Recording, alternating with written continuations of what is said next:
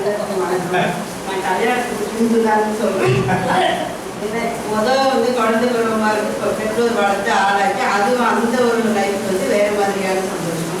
கல்யாணத்துக்கு அப்புறம் நம்மளோட வாழ்க்கை முறை என்னென்னு புரியறதே அப்போதாங்க. அந்த வாழ்க்கை குழந்தைங்க படிப்பு அதனுடைய கல்யாணம் பேரன் பேச்சு அதெல்லாம் எடுக்கும்போது அந்த சந்தோஷம் ஒரு மாதிரியான சந்தோஷம். வாழ்க்கையில் ரெண்டுமே தேவை. இதுக்கு பின்னால் தான் அந்த சந்தோஷம் ஜாஸ்தி இருக்கும். அதுதான். தேங்க்யூ.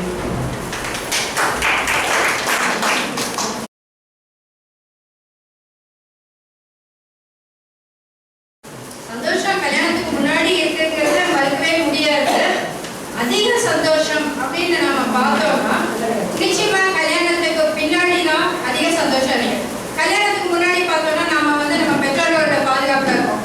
அவங்க அந்த எல்ஐசி இதுக்கு மாதிரி 2 பக்கம் வச்சு நம்மளை ரொம்ப பாதுகாப்பா வச்சுக்கிறாங்க.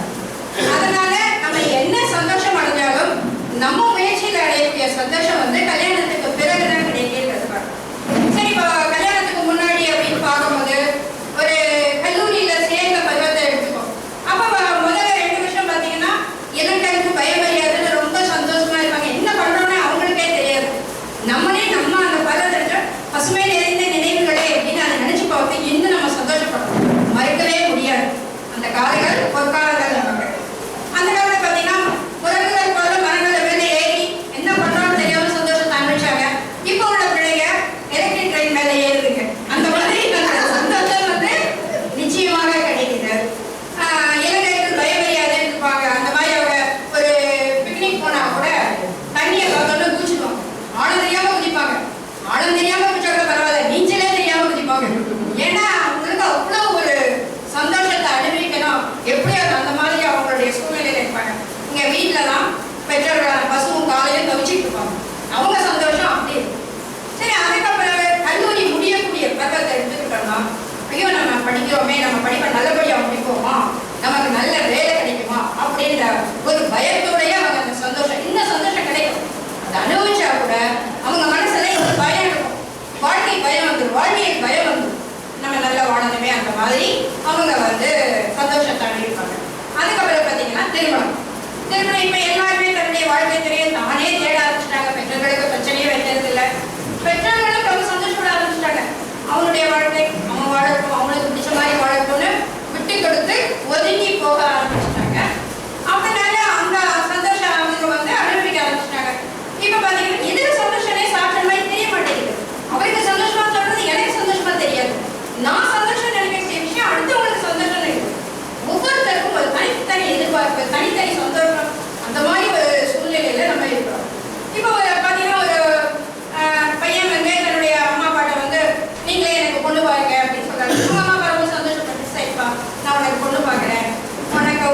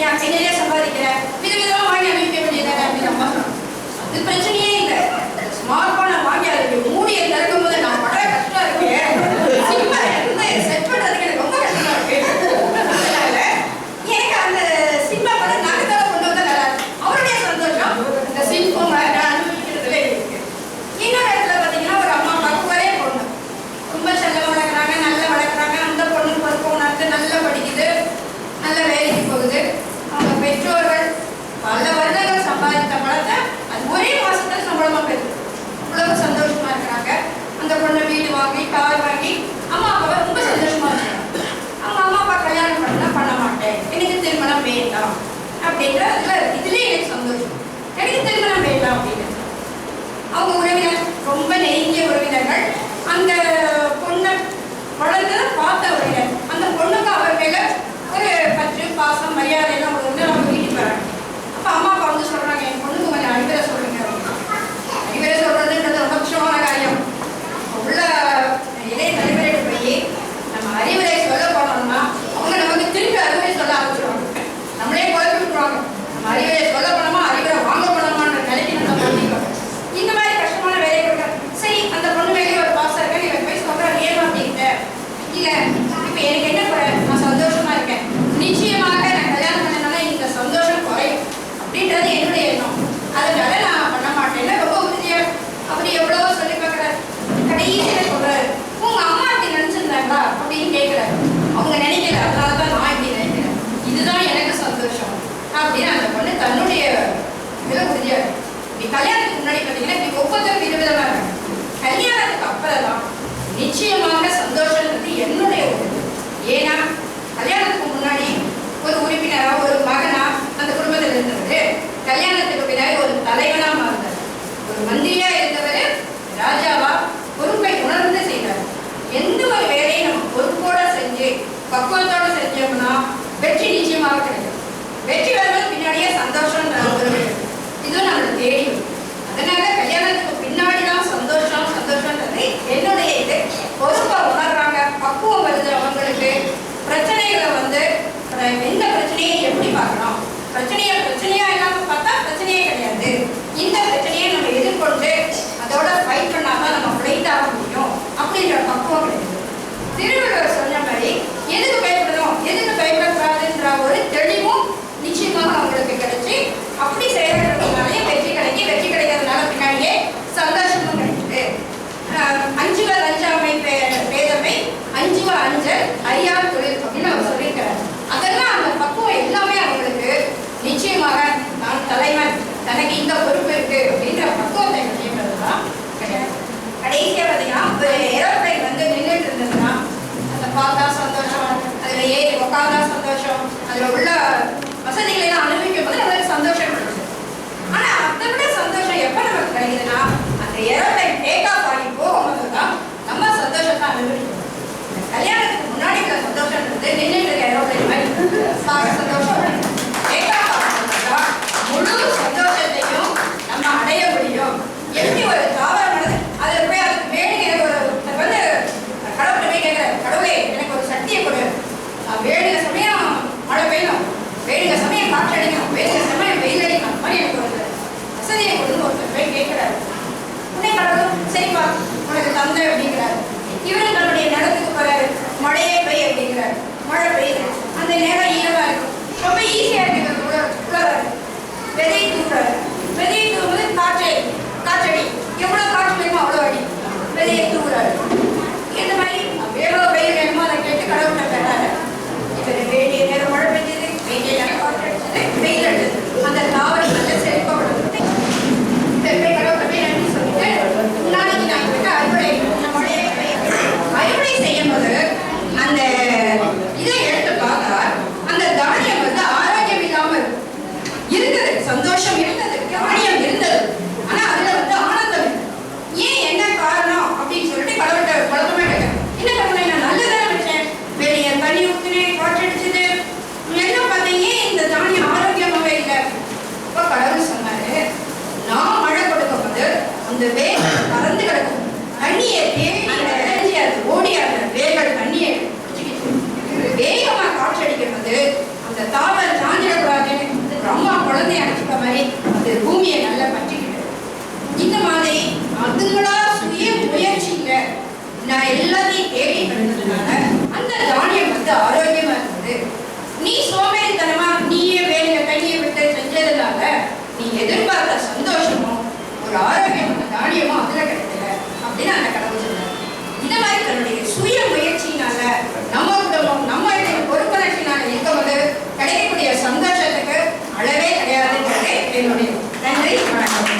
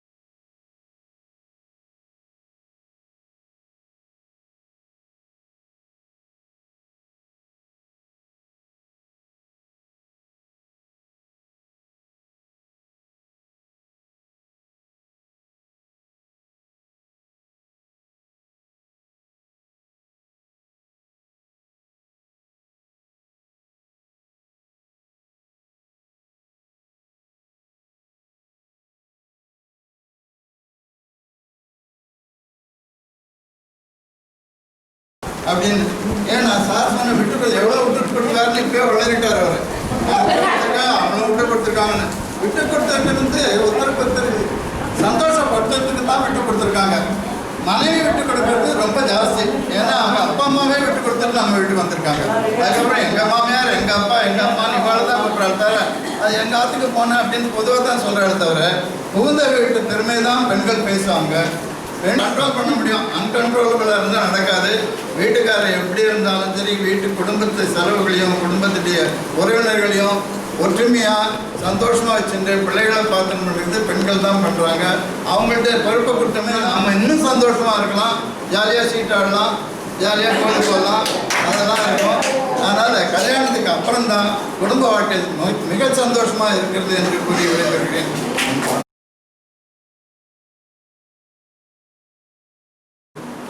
மகாலிங்கம் கட்சியில் உத்தரவோட சேரல, ரொம்ப வருத்தமா. என்ன பண்ணுறது, அவருடைய அனுபவம் அப்படி. தேவசிராமணி 2 பேர் இருக்காங்க. அதை வச்சு நம்ம கட்சிக்கு வந்தவே நினைச்சிடாதுங்க. நான் என்னுடைய இது கல்யாணத்துக்கு அப்புறம்தான் மகிழ்ச்சி என்பது மறக்க முடியாத உண்மை. விட்டு கொடுத்து ஒருத்தர் தம்பதிகள் போக வேண்டும் என்று விஸ்வநாதன் அவர்கள் சொன்னார். நான் படித்த ஒரு கதை எனக்கு ஞாபகம் வருகிறது. ஒரு சின்ன பாண்டில் கொஞ்சம் வாட்டர், ஆண்மானும் பெண்மானும் போகிறது. இருப்பதோ கொஞ்சமான வாட்டர். ஆண்மான் நினைக்கிறது நம்ம தாகத்துக்கு நம்ம குடிக்கிறதை விட நம்முடைய மனைவி குடிக்கட்டுமே என்று அது விட்டு கொடுக்கிறது. அதே இது இந்த பெண்மான் நினைக்கிறது நம்முடைய கணவரே அந்த வாட்டரை குடிக்கட்டுமே. கடவுள் அந்த பாண்டு நிறைய வாட்டர் அப்படியே இருக்குது. மகிழ்ச்சி என்பது கல்யாணத்துக்கு அப்புறம்தான். அதுவும் ஒரு முதிர்ச்சி வரும். மனைவிக்கு கணவன் விட்டு கொடுப்பதும் கணவனுக்கு மனைவி விட்டு கொடுப்பதும் எந்த சமயத்தில் 60 வயசுக்கு மேல் யாருக்கு என்ன வரும் என்பது தெரியாது. என் மனைவி பெட்ரிட்டனாக ஒரு 3 மாதமாக இருக்கிறார்கள்.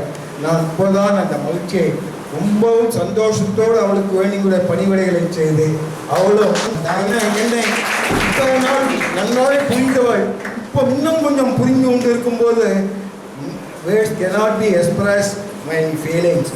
Thank God. கல்யாணத்துக்கு அப்புறம் தான் சந்தோஷம் சந்தோஷம் சந்தோஷம். Horse should be compared with a horse, not with a donkey.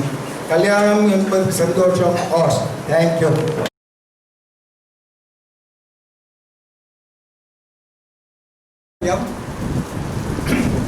நான் வாழ்க்கையை பலவேறு விதமாக நான் கண்டு வருகிறேன்.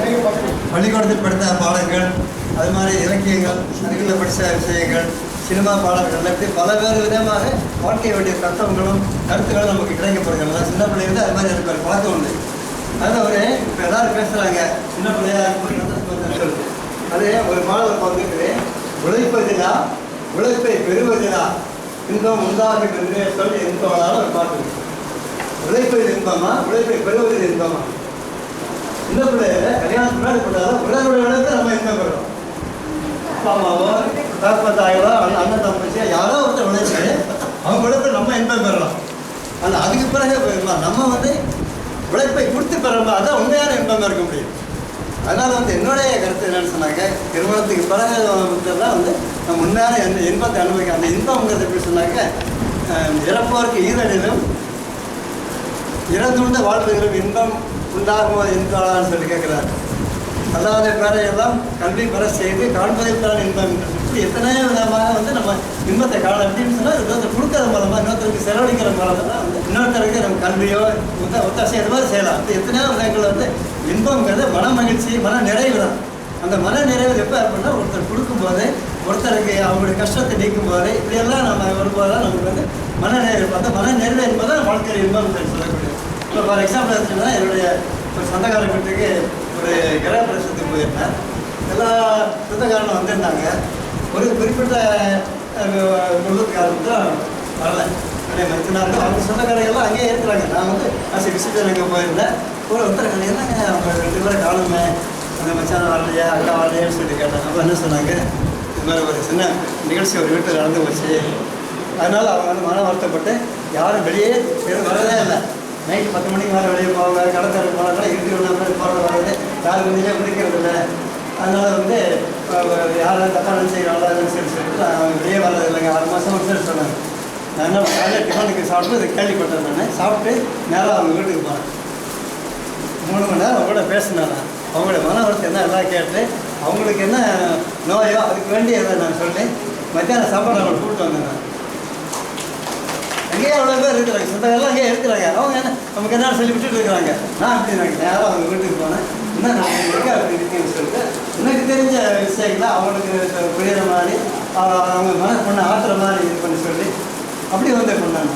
உடனே அவங்க மத்தியான சாப்பாடுக்கு கூட வந்து அது மாதிரி இன்றைக்கு வரைக்கும் பார்த்தீங்கன்னா எல்லாரும் கூட வழக்கமாக எல்லாரோட சேர்ந்து வாழ்ந்துட்டு இருக்கிறாங்க. இதே மாதிரி இன்னொரு நிகழ்ச்சி வந்து நான் 78 டெல்லிக்கு எங்கள் ஃப்ரெண்டு நான் சேர்ந்து ஆஃபீஸ் வேலையாக போயிருந்தோம். போய் சுருக்கமாக சொல்லலாம். அவரை போய் 2 நாள்லேயே அந்த தமிழ்நாடு கெஸ்ட் ஹவுஸில் தங்கியிருந்தோம். மழை பெஞ்சு செவன் அப்படியே ஈரமாக வந்து தெரியாமல்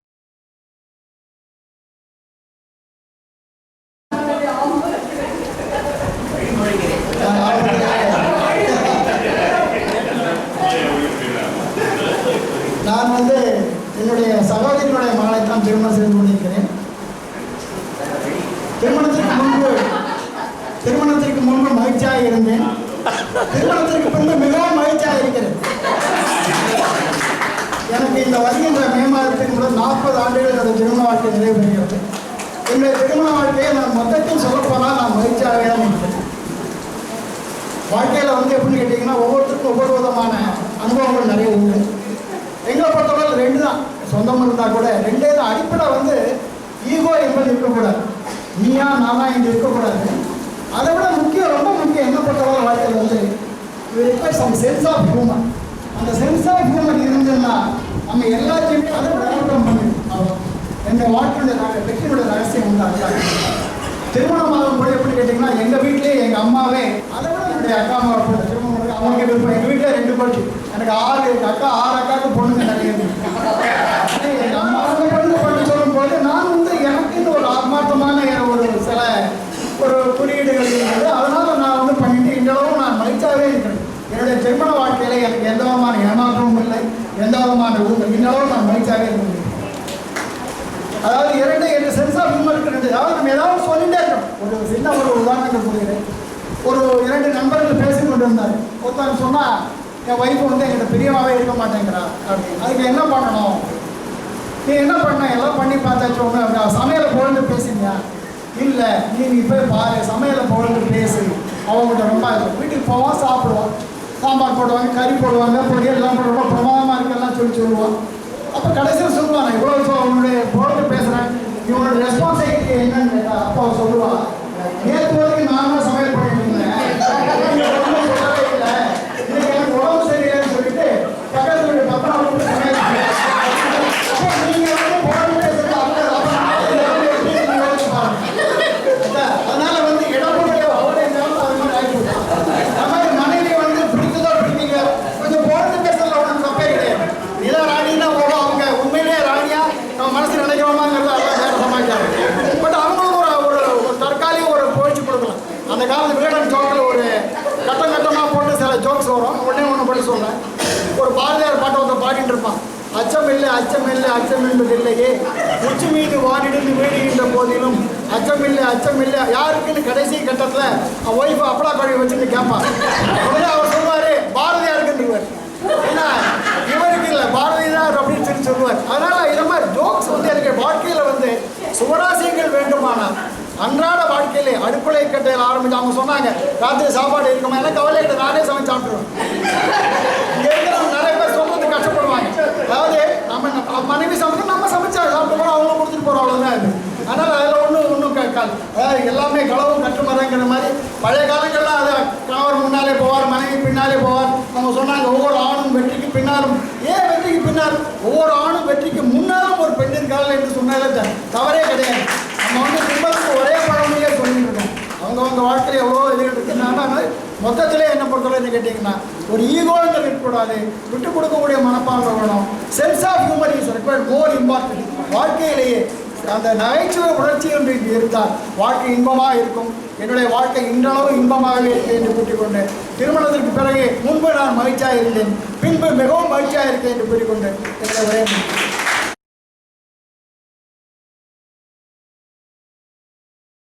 கல்கத்தாவில் தான் நாங்கள் இருந்தோம். மாலிகம் சார் சொன்ன மாதிரி எனக்கும் ஒரு வீக்னஸ் உண்டு, ரம்மி. ஸோ நாங்கள் வாரத்தில் வந்து ஒரு குறைஞ்சது ஒரு 4-5 நாளாவது ஈவினிங்கில் வந்து ரம்மி விளையாடினா தான் எங்களுக்கு அதில் ஒரு மகிழ்ச்சி. அண்டு மார்க்கெட்டிங் அண்ட் சேல்ஸில் இருந்ததுனால நிறைய டூர் போக வேண்டியிருக்கும். அந்த டூர்லெலாம் வந்து ஊர் சுற்றி பார்க்குறது, நினச்சா சும்மா பார்க்குறது, அதெல்லாம் நினச்சாக்கா வாழ்க்கையில் அதுதான் மகிழ்ச்சி நினச்சி கொண்டு இருந்தேன். பட் திருமணம் ஆனதுக்கு அப்புறம் என்னை பொறுத்த வரைக்கும் டோட்டல் ரிஃபார்மேஷன் ஆஃப் பர்சன்ஸ் லைஃப்ங்கிறது திருமணம் எனக்கு அது நடந்தது. ஸோ அதனால் வந்து என்னை பொறுத்த வரைக்கும் மகிழ்ச்சிங்கிறது திருமணம் இருக்கிறது தான். தேங்க்யூ. இன்று டைம்ஸ் ஆஃப் இந்தியா ஒரு ஆர்டிக்கல் பார்த்தேன். அது மிக இன்ட்ரெஸ்டிங்காக இருந்தது. என்னவென்றால் சமீபத்தில் 40 வயது கடந்த ஆண்களோ பெண்களோ இப்போ வந்து டைவர்ஸ் அதிகமாக கேட்குறாங்க அப்படின்றது. இங்கே நிறைய பேர் சொன்னாங்க கல்யாணத்துக்கு பிறகுதான் வாழ்க்கை ரொம்ப சந்தோஷமாக இருக்கு அப்படின்னு பார்த்தா நீங்கள் சொல்கிற தியரி எல்லாம் அதில் அடிபட்டு போயிருக்கு. 40 வயதுக்கு அப்புறம் எப்படி உங்களுக்கு அந்த டிவர்ஸ் மென்டாலிட்டி வருகிறது என்பது தெரியவில்லை. ஏன்னா இப்போ நிறைய மிஸ் அண்டர்ஸ்டாண்டிங் நிறைய டெவலப் ஆகுது என்று பார்த்தோம். அதுவும் எங்கள் ஜெனரேஷனில் நிறைய மிஸ் அண்டர்ஸ்டாண்டிங் டெவலப் ஆகி நிறைய டிவர்ஸ் ட்ரை பண்ணுறாங்க. டிவர்ஸ் வாங்கணும்னா அப்படியே அடுத்த கல்யாணம் பண்ணுறதுக்கு ரெடியாக இருக்காங்க. அதில் பெண்கள்லாம் ரொம்ப அதிகமாக 2வது கல்யாணம்ன்றது அவங்க சாதாரணமாக நினச்சிக்கிறாங்க. அது எப்படி அவங்களுடைய மென்டாலிட்டி மாறுதுன்றதை என்னால் புரிஞ்சிக்க முடியுது. அதை உடனே தேர்ந்தெடுத்து உடனே அடுத்த கல்யாணத்துக்கு ரெடியாக இருக்காங்க. குழந்தை இருக்கோ இல்லையோ அதை பற்றி கவலை இல்லை என்பது. இன்னொன்று, மற்ற நாடுகளில் நம்ம ஏறக்குறைய பாதி வளர்ந்த நாடு என்று சொல்கிறோம், வளராத நாடு என்று சில ஆப்பிரிக்காவில் ஒரு 3 வருடங்கள் படிப்பு வந்து அங்கெல்லாம் பார்த்தீங்கன்னா அந்த சந்தோஷமாக வீட்டில் ஒய்ஃபு தான் 100% ஆணை கவனிக்கு வந்து வயிற்றுடைய வேலை தான். அவர் சாப்பிடுவாரு, தூக்குவாரு, போவாரு, பாருக்கு போய் தண்ணி எடுப்பாரு, திருப்பி வந்துடுவாரு. இது மாதிரி தான் காலத்தை கட்டுவாரு. எந்த வேலையும் செய்ய மாட்டாங்க. சாதாரண ஒரு பொருளை எடுத்துக்கூட அப்படி வைக்க மாட்டாங்க. அவங்க தான் எடுத்துக்கணும், அவங்க தான் பண்ணணும், அவருக்கு சாப்பாடு போடணும், அவருக்கு குளிப்பாட்டி விடணும், இவ்வளோ வேலையும் அவருக்கு செய்வார். இந்த ஆளுகள் இப்போ பார்த்தீங்கன்னா அந்த இந்தியாவில் நிறைய ஆண்டுகள் ஒருத்தர் சண்டை போட்டு ஆண்களுடைய பாப்புலேஷனை பற்றி 65% பெண்களும் 35% ஆண்களும் தான் இருக்காங்க. அதாவது ஒரு ஆணுக்கு 2 பெண் அப்படின்ற ஒரு ரேஷியோ வந்தாச்சு. இப்போ என்ன பண்ணுறதுன்னா கவர்மெண்ட்டு ஒவ்வொரு ஆணும் கட்டாயம் 2 பெண்ணை கட்டாயம் திருமணம் பண்ணிக்கணும். அவங்களே சட்டம் அப்படின்னு. நான் ஏன் சொல்றேன்னா, அவங்கள கேட்டா நான் அவங்களோட பழக்கத்தில் அவன் என்ன சொல்றான்னா, ஒய்ஃப் இஸ் 9 அப்படின்வான். ஒரு ஒய்ஃபுக்கே அப்படி சொல்லியிருந்தாங்க. நான் சொல்றது ஒரு 20 வருஷத்துக்கு முன்னே. இப்ப என்ன சொல்லுவாங்க நான் போய் கேட்டா தான் தெரியும். 2 ஒய்ஃபை வச்சுட்டு அவன் என்ன பாடுபடுவான் நீங்களே பண்ணிக்கலாம். அதனால ஒவ்வொருத்தருடைய விருப்பு வெறுப்பை பொறுத்து கல்யாணத்துக்கு முன்னா கல்யாணத்துக்கு பின்னா சந்தோஷம் என்பது அவர்களுடைய வாழ்க்கை நிலையை பொறுத்தது. சிலர் கூட பிறந்தவர்கள் கொஞ்ச நாள் இருப்பாங்க, சிலருக்கு கூட பிறந்தவர்கள் அதிகமாக இருப்பார்கள். சிலருக்கு அவங்களுக்கு பணி செய்வதே ஒரு சந்தோஷம் சிலர் நினைச்சுக்கிறாங்க. வேற ஒன்று கிடையாது கூட பிறந்தவர்களுக்கு. அதற்கு பிறகு பணி செய்வது யாரு? தன்னுடைய மனைவி, மக்கள், பேர பிள்ளைகள், அவங்க எல்லாம். நான் நிறைய சந்தோஷம் என் பேசி அவங்கெல்லாம் பிறந்த பிறகுதான் அனுபவிக்கிறேன். அவர் சாலமன் பாப்பையா ஒன்று சொன்னார், நாங்கள் சின்ன வயசுல இந்த சந்தோஷம்லாம் அனுபவிச்சிருக்க முடியாது, ஏன்னா நம்ம வேலை போடுவோம், ரிட்டையர் ஆகி பார்த்த பிறகுதான் அடாடா எவ்வளவு சிரிப்பு இருக்குது இந்த பசங்க கிட்ட அப்பதான் தெரிஞ்சுது என்னுடைய பெண்கள் எல்லாம் நான் பார்க்கல அப்படின்னு சொல்லி. கூட நிறைய பண்ணோன்னே என் பேர் என் மடியில உட்காந்துப்பா, ஏன் பேர் பண்றீங்கன்னு என் ஒய்ஃபே கேட்பான், ரொம்ப பேர் பண்ணாதீங்கன்னுப்பா. அவாது உட்கார்றது எப்படி வேணாம்னு நான் சொல்ல முடியும். அதனால ஒவ்வொருத்தருடைய மனநிலையை பொறுத்தது அவருடைய விருப்பங்கள் தான் சந்தோஷம். சிலருக்கு சேவை சென்று செய்வதே சந்தோஷமாக இருக்கும், சிலருக்கு பேசாமல் இருக்கு சந்தோஷமாக இருக்கும். அதுபோல நம்முடைய மனநிலை பொறுத்தது என்று கூறி வாய்ப்புக்கு நன்றி கூறி விடுகிறது. நன்றி.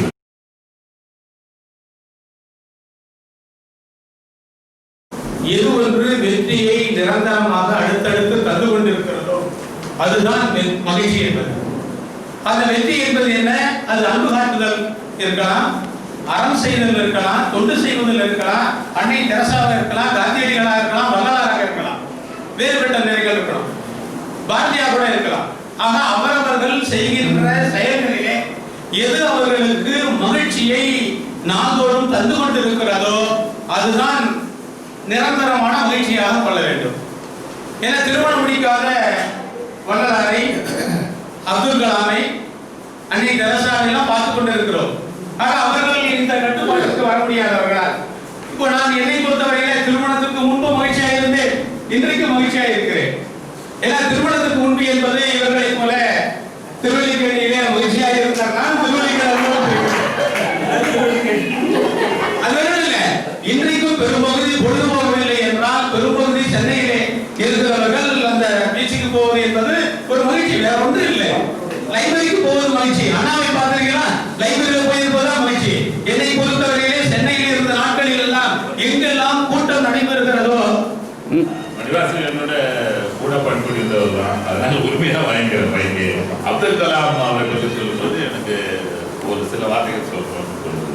ஏன்னா அவரோட ஒரு 3 வருஷம் ஒரு 2 வருஷம் டெல்லியில மினிஸ்டர் ஆஃப் டிஃபென்ஸ்ல நான் வேலை செஞ்சிருந்தேன். அவர் வந்து scientific adviser to the prime மினிஸ்டராக இருந்தார். அவர் நாங்கள் இந்த வீட்டுக்கு நேராக தான் ஒரு அறை இருக்கும். எப்படின்னா நிறைய சமயத்தில் என்ன பண்ணாங்கன்னா தமிழ்நாட்டில் இருக்கிற இன்ஜினியரிங் கிராஜுவேட் ஸ்டூடெண்ட்ஸ் என்ன பண்ணாங்க, ஸ்டடி டூர்னு சொல்லிட்டு நார்த் இந்தியாவுக்கு ஒரு பொழுது அவர்களுடைய முதல் கேட்பது என்னன்னா அப்துல் கலாமை பார்க்கணும். அது இல்லாமல் டிஃபென்ஸ் மினிஸ்ட்ரியில் எப்படின்னா வேறு ரெஸ்ட்ரிக்ஷன்ஸ் உண்டு. நீங்கள் முதல்ல உள்ள யாரும் ஆஃபீஸ் உள்ளலாம் போக முடியாது. நாங்கள்லாம் போனோன்னா எங்களுக்கு தனியாக ஐடி இருக்கும், அந்த எல்லோ கலர் ஐடி, அதை காமிக்கலாம் உள்ள போட்டோம். அதுபோல் எதாவது பர்மிஷன் வாங்கணும் அப்படின்னு நான் ஒர்க் பண்ணியிருக்கும் போதே நான் தமிழ் தெரிஞ்சவங்க ஒருப்பான் எங்கள் மினிஸ்ட்ரியில். எங்கள் மினிஸ்ட்ரி என்ன சொல்கிறாரு, போப்பா அவர் கலாமை கூப்பிட்டு வந்துருப்பா. நான் நேராக சயின்டிஃபிக் அட்வைசர் அவர் ரூமுக்கு போயிட்டு, சார் இது மாதிரி வந்திருக்காங்க அப்படின்னு சொல்லும் பொழுது அவர் என்ன சொல்வார், இதை வந்துடுறப்பா நீ போக நான் வந்துடுறேன் அப்படின்றார். அப்படின்னு சொன்னீங்கன்னா 1 மணி நேரம் ஆகும். இவனுங்களுக்கு நம்ம பதில் சொல்ல முடியாது. சார் இப்படியே வந்துருக்கு சார் அப்படின்னு அவரை கஞ்சணும். அவருக்கு அசிஸ்டன்ட் ஒருத்தர், அவரும் தமிழியர், ஸ்ரீநகரை சாப்பிடுவாங்க. அவர் நீ போயிடாத கூடவே இருந்து அழைச்சிட்டு போயிட்டு அவரு அவர் வரப்பா தம்பி 5 நிமிஷம் தான், அதுக்கு மேலே பேச மாட்டாருன்னு சார் உங்களுக்கு சொல்லணும் வார்த்தைகள்ல. அப்புறம் வந்து உட்கார்ந்தாரு பார்த்தீங்கன்னா 45 நிமிஷம் பேசுவார். அவருக்கு மணி சொல்றது போல அவருடைய சந்தோஷம் என்னன்னா பணி செய்வதற்கு தன்னுடைய தாட்ஸை மற்றவங்களோட ஷேர் பண்ணிக்கணும். எல்லோரும் வந்து அவர் கேட்கணும்னு விரும்பல, நானாக அதை வந்து மற்ற ஷேர் பண்ணிக்கிறது ரொம்ப சந்தோஷம். டெடிகேஷன் டு ஒர்க் கொஞ்சம் அதான் பேச்சுலர் உங்களுக்கு தெரியும். சாதாரண இவ்வளோ ரூமில் தான் இருப்பார். நான் நடந்துட்டு அவர் ரூமில் கூட அழைச்சிருக்கேன். ஒரே சர்வெண்ட், குக்கு அவர் தான். அவருக்கு சர்வெண்ட் தான் குக் பண்ணுறாரு. அவருக்கு தெரியும் என்ன காலையில் கொடுமா, காலையில் பண்ணால் நேரம் ஆகும். ராத்திரி 9 மணி வரைக்கும் வர ஆகும். காலையில் 7, 9, 8 மணிக்கு வந்து தான் நைட்டு 9 மணி வரைக்கும் இருப்பார். பேப்பர்ஸ் அதை பார்க்கறது இதை பார்க்கறது அட்வைஸ் கொடுக்குறது, ஃபாரின் ட்ரிப்ஸ் போகிற சயின்டிஸ்டுக்கு அட்வைஸ் கொடுக்குறது, மாதிரி நிறைய நடந்துக்கிட்டே இருக்கும். அதுபோல் அவர் இந்த விட்டு எல்லாம் அடிக்கிறதெல்லாம் ரொம்ப அவருக்கு கோவம் வரும். மீட்டிங்கில் யாராவது விட்டு அடிச்சாங்கன்னா நேற்று போய் கமெண்ட் பண்ணிட்டு அதுபோல அவருக்கு வந்து டெடிகேஷன் என்பது தான், ஒர்க் என்பது தான் அவருக்கு சந்தோஷம் அப்படின்னு சொல்லிட்டு அப்துல் கலாம் போன்றவர்கள்லாம் அந்த தொண்டு செய்வது மட்டுமே அவர்களுடைய மகிழ்ச்சியாக கொண்டிருக்கிறார். புத்தரை இல்லற வாழ்க்கை வெறுத்து போயிருக்கார். ஏன்னா அவருக்கு தொண்டு செய்தவர்கள் தான் பாராட்டுகிறோம், செய்கிறோம். ஆனால் அவர் இல்லறத்தை விட்டு புறம்பு வைக்கிறார். காந்தியடிகள் சொல்லி இருக்கிறார், இந்தியர்கள் இல்லற வாழ்வை தவிர்க்க வேண்டும். ஏன்னா அந்த ஒரு சூழல்ல விடுதலை பெற வேண்டும் என்பது மட்டுமே குறிக்கோளாக இருந்தது. இல்லற வாழ்க்கை மனைவி மக்களோடு அவர் வாழ்ந்திருப்பானேனால் பொது தொண்டு செய்வது என்பது இல்லாமல் போய்விடும் என்ற அந்த ஒரு காரணத்திலே அவர் இல்லற வாழ்க்கையை தவிர்க்க வேண்டியது சொன்னார். நான் சித்தர்கள்லாம் பார்க்கிறேன், அதை நிறைய சொன்ன கோபம் வந்துடும். நாய் பிறந்தது மாய பிசாசம் அப்படின்லாம் நிறைய பேசியிருக்கிறாங்க. அப்படியே அவர்கள் எல்லாம் தங்களுடைய தொண்டிற்கு தங்களுடைய செயல்பாட்டிற்கு இடையூறாக கருதினார்கள். அந்த காலகட்டம் வேறு. ஆனால் நாம் வாழ்ந்த காலகட்டம் என்பது வளர்ச்சி அடைந்த நிலைகளிலே நம்முடைய வறுமை வாய்ப்பட்ட திறம். ஆனால் நம்முடைய பிள்ளைகள் இன்னைக்கு செல்வ செழிப்பில் இருக்காங்க. ஆனாலும் அவர்களை நல்வழிப்படுத்துவதில் நாம் முன்னிற்கக்கூடிய திறனாக இருக்கிறோம். அதனால் நம்முடைய கடமை என்பது மகிழ்ச்சியை நாம் அன்றைக்கும் அனுபவித்தோம், இன்றைக்கும் அனுபவிக்கிறோம். ஆனால் அன்றைக்கு அனுபவித்தல் என்பது இளமை பருவத்திலே எந்த விதமாகிய அந்த வரட்டு காலை இன்னைக்கு இருக்கக்கூடிய இளைஞர்கள் போல அன்றைக்கு நாம் இல்லை. ஆனால் இன்றைக்கு இளைஞர்கள் நிச்சயமாக ஒரு 5-6 நாட்கள் அவர்கள் வரக்கூடிய அந்த எண்ணங்கள் அல்ல, சொகுசான வாழ்க்கை வாழ்ந்தவர்கள். ஏசி ரூம்ல இருந்தவன், இன்ஜினியரிங் படித்தவன் இன்றைக்கு நடுவீதியாக பொழுதை போய்க் கொண்டிருக்கிறான். அதை மகிழ்ச்சியாக எடுத்துக் கொண்டிருக்கிறான். ஏன்னா அவன் முன்னே இருக்கக்கூடிய அந்த கடமை அவன் முன்னே அவனை நிறுத்தி இருக்கிறது. அவன் சுகத்தை பார்க்கவில்லை, அந்த அவனுடைய நிலையில நோக்கிட்டு இருக்கிறான். நான் 2000 ஆண்டு சகையில சொல்ல முடியும். திடீர் மிகப்பெரிய மழையா, அது மிக உயர்வாகிய மரத்தின் மேலிருந்து அங்க மக்கள் குளித்துக் கொண்டிருக்கிறார்கள். திடும் என பாய்ந்து குளித்து மணல் கொண்ட கல்லா இளமை யாண்டுண்டு கொள்ளோ பேசுவா.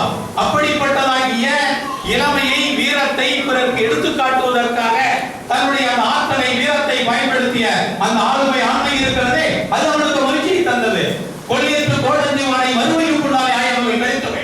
அப்படிப்பட்ட அந்த முரட்டு காலை அடக்கி காட்டுவது இருக்கிறதே, அது அவருடைய ஆளுமை மகிழ்ச்சியாக இருந்தது. ஆனால் மகிழ்ச்சி என்பது அவர்கள் வாழுகிற இடத்தை அவர்கள் எப்பொழுதும் அந்த இடத்திலே மகிழ்ச்சியை தான் ஏற்றுக்கொள்ளுதல்.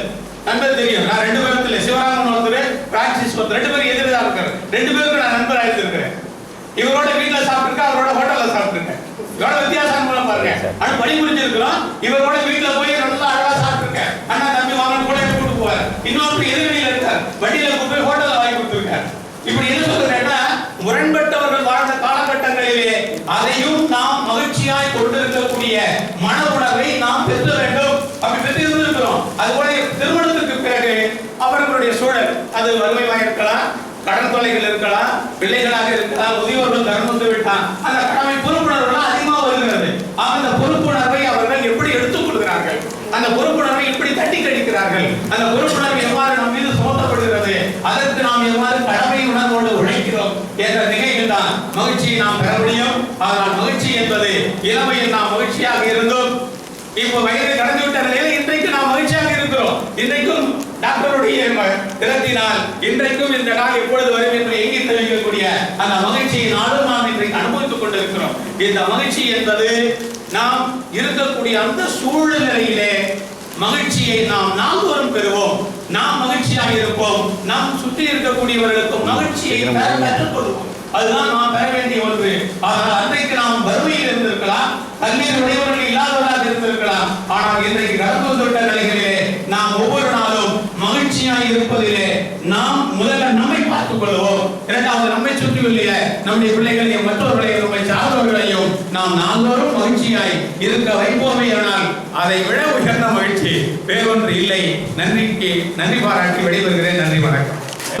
ஆனால் அன்றைக்கு நாம் வறுமையில் இருந்திருக்கலாம், கல்வியில் உடையவர்கள் இல்லாதவர்களாக இருந்திருக்கலாம். ஆனால் இன்றைக்கு கடந்து வந்துவிட்ட நிலைகளிலே நாம் ஒவ்வொரு நாளும் மகிழ்ச்சியாய் இருப்பதிலே நாம் முதல்ல நம்மை பார்த்துக் கொள்வோம். இரண்டாவது நம்மை சுற்றியுள்ள நம்முடைய பிள்ளைகளையும் மற்றவர்களையும் நம்மை சார்ந்தவர்களையும் நாம் நாள்தோறும் மகிழ்ச்சியாய் இருக்க வைப்போமே. ஆனால் அதை விட உயர்ந்த மகிழ்ச்சி வேறொன்று இல்லை. நன்றிக்கு நன்றி பாராட்டி விடைபெறுகிறேன். நன்றி, வணக்கம். Thank you for the participation everybody. நம்ம அடுத்த ப்ரோக்ராமுக்கு போக போகிறோம்.